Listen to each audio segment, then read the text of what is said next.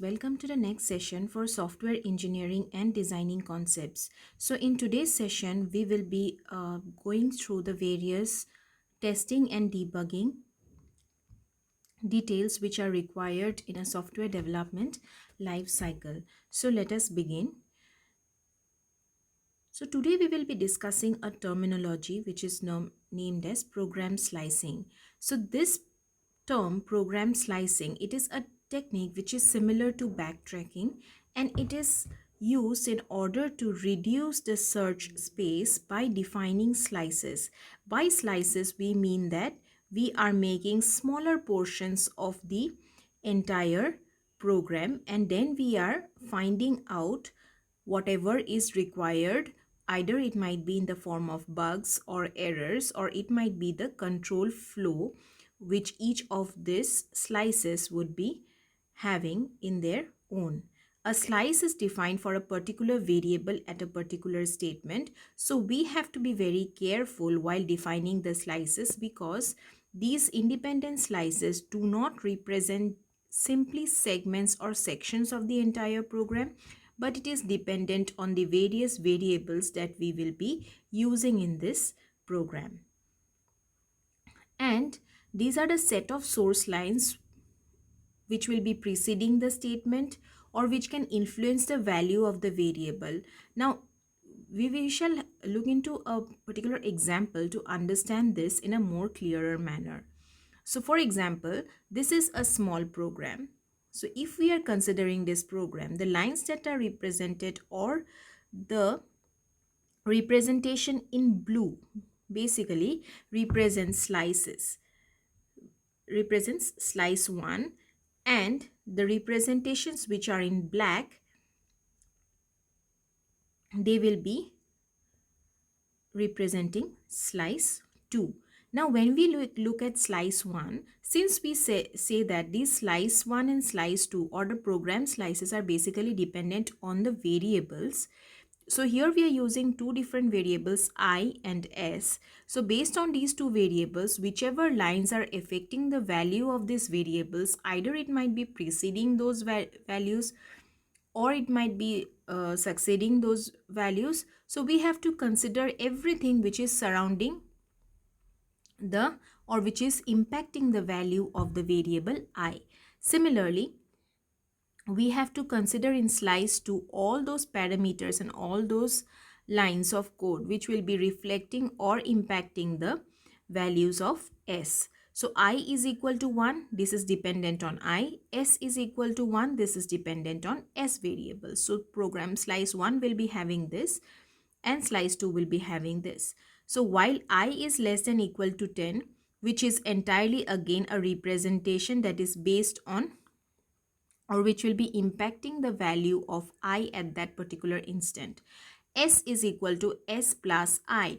Now here this belongs to slice number 2, because ultimately we are changing the value of S and we are not impacting any of the value of I. However, though we are using the value of I in order to impact the value of S, we will not consider I in slice 2, but since it is impacting the value of S, so S, this line will be considered in slice number 2. Again, I plus plus. I plus plus will be depending entirely on I, and it will be impacting I as well. So it will belong to slice 1. So print f percentage %d comma s. So this will print out the value of s variable, which means it belongs to slice 2. Again, in the next line, we are printing the value of I, which is impacting the value of I. So it is belonging to slice 1.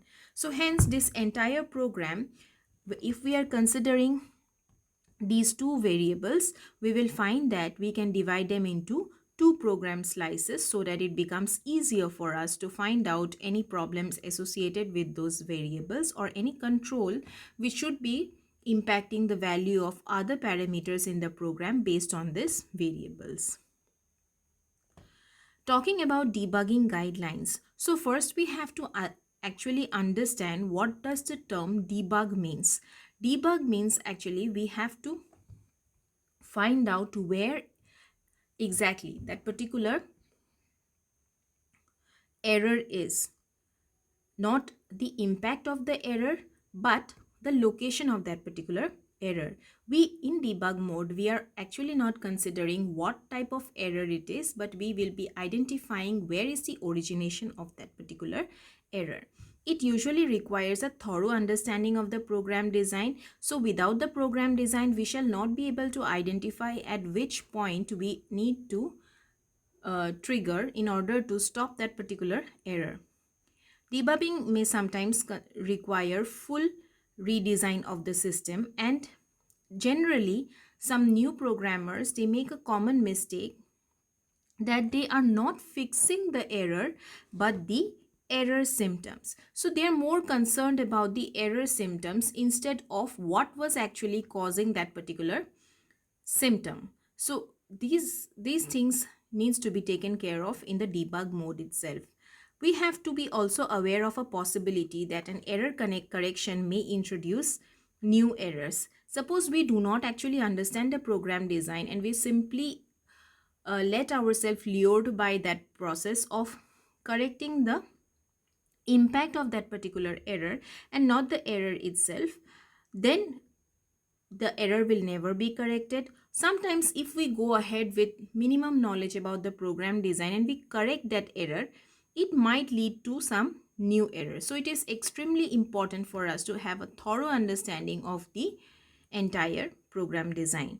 So after every round of error fixing, regression testing must be carried out. Now we will talk about regression testing later in details. However, for us as of now to understand, regression testing is basically testing in complete a particular module related to its impact in various functionalities of that particular module with any other module as well as within the module itself. So we have to understand that after that testing is done, it will not have any impact on the general functionality of the particular module.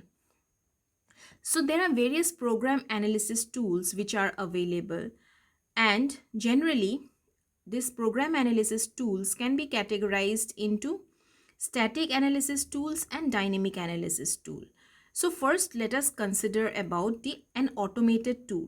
So these static analysis tools basically are also known as automated tools. We will clearly understand this why. So an automated tool basically takes program source code as the input. It produces reports regarding several important characteristics of the program, such as the size, the complexity, adequacy of commenting, adherence to programming standards, etc. So these automated tools are basically generalized tools used by all types of software-based companies because they will be taking the input to the testing mechanism or the analysis tool as the source code itself. And after they take the source code, they will be identifying the various important characteristics or analyzing them, which might include the size, complexity, adequacy of commenting, adherence to programming standards, etc. So there are some program analysis tools which also produces reports regarding the adequacy of the test cases. So not all tools will be responsible for producing the reports of the analysis. However, we can buy or purchase certain services from these vendors who provides the program analysis tools in order to produce the reports as well. So as already discussed, we can categorize them into two different types: static analysis tool and dynamic analysis tool. So static analysis tool, it assesses the properties of the program without executing it. So it analyzes the source code, it provides analytical conclusions. So what type of analytical conclusions? Whether the coding standards have been adhered to or the commenting is adequate, or some other such types of errors in the source code like uninitialized variables, mismatch between actual and formal parameters, variables declared but never used, etc. So it does not need to execute the entire program. Simply if it goes through the entire program, it can identify these type of errors which can be identified at the very first go.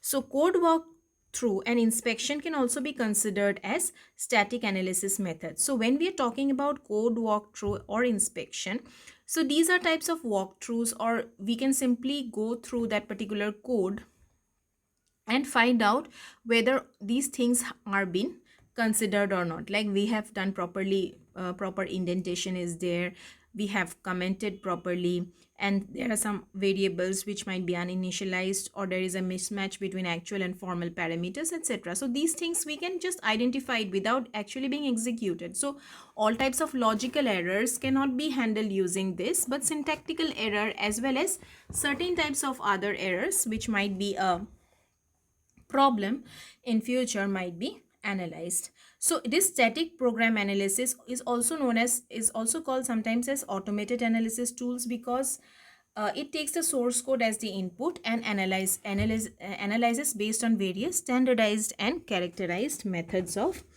testing.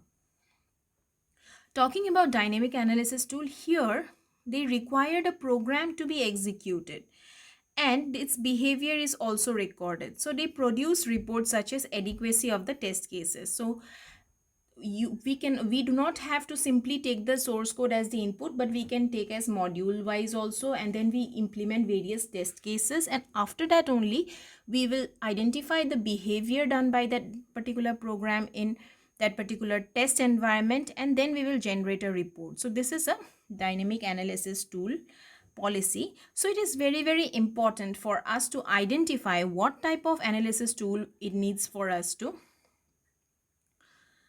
use. It might be a static analysis tool based on the requirement, and it might be a dynamic analysis tool. If we have a very complicated type of an application, let's say a banking application, so it will definitely take more amount of analysis as compared to a portfolio website of a particular company. The next important topic that we shall discuss today is testing. So the aim of testing is to identify all the defects in the software product. By defect, we mean it might either be an error or a warning or a syntactical error or a logical error. So however, in practice, even after a thorough testing, one cannot guarantee that the software is error-free. It is just like the networking principles. When we are talking about networking principles, however, whatever, how much we use antivirus or firewalls, our system is never going to be a risk-free system if it is exposed to the internet. So the input data domain of most of the software product is very large, and it is not practical to test the software exhaustively with each input data value. So these are some of the attributes which are related to testing. Testing, however, exposes many errors. Like it provides a practical way of reducing defects in a system. It increases the user's confidence in a developed system, because if we are doing testing, it essentially will help us to come to a conclusion that our system is to some extent error-free. Otherwise, if we do not test it, we will simply not be able to handle it. So testing is an important development phase, and it requires maximum effort among all the development phases. If we go back to our previous discussion, some of the early discussions of this entire subject, we will be feeling that coding and testing, both of them takes the most amount of time, because it is nearly a parallel activity with coding. In a typical development organization, maximum number of software engineers can be found to be engaged in testing activities, because once it is developed, it definitely needs to be tested with all possible uh, test cases so that the system runs smoothly in any machines. So many engineers have the wrong impression that testing is a secondary activity and it is intellectually not as stimulating as other development activities. However, in fact, it is as much challenging as the initial development activities such as specification, design, and coding, because in order to identify the defects, or in order to identify the various types of errors, we have to focus on the design as well as have brief or detailed knowledge about the coding of the entire system as well as the specification. So it involves a lot of creative thinking. Testing basically is not just a secondary activity, but it is always a near parallel activity with coding as well as other activities like specification and design.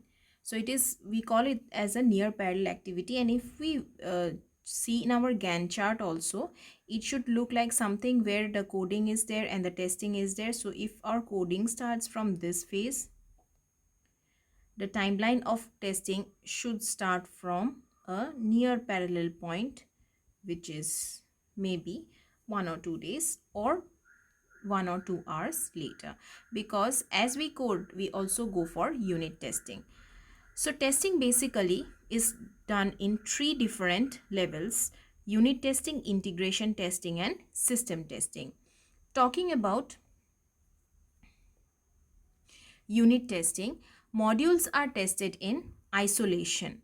So this isolation means that we will individually uh, test the modules without having any type of dependency with each other. If all the modules were to be tested together, it may not be easy to determine which module has the error.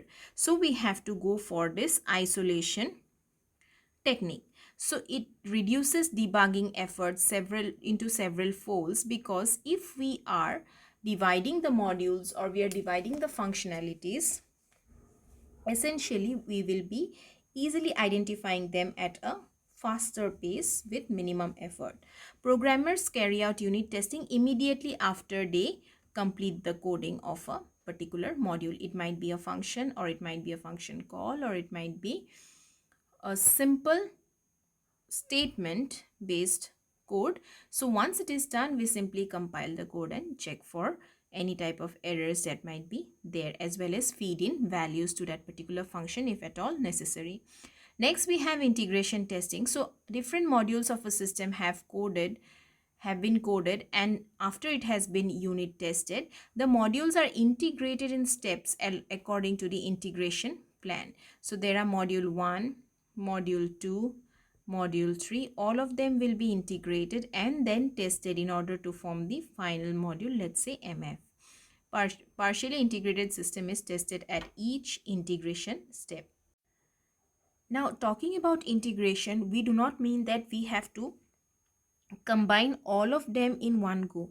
It might be, the first integration step might be combining M1 and M2.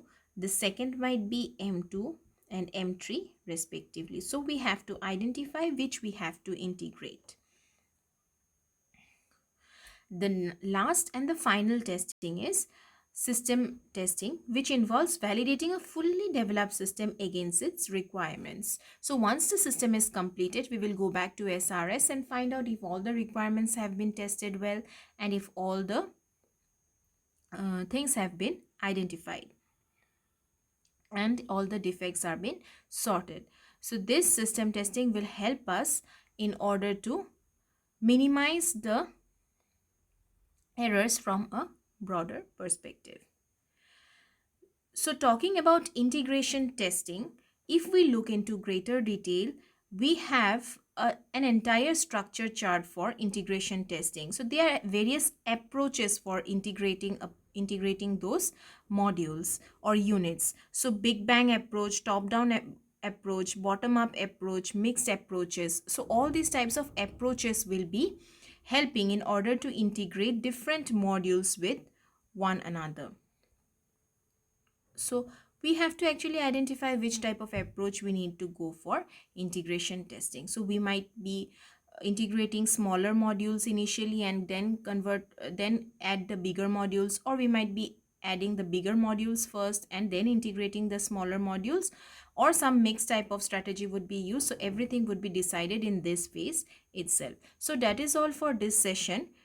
So in this session we have covered about briefly about the testing process. We will be discussing more on this in our next session. Thank you.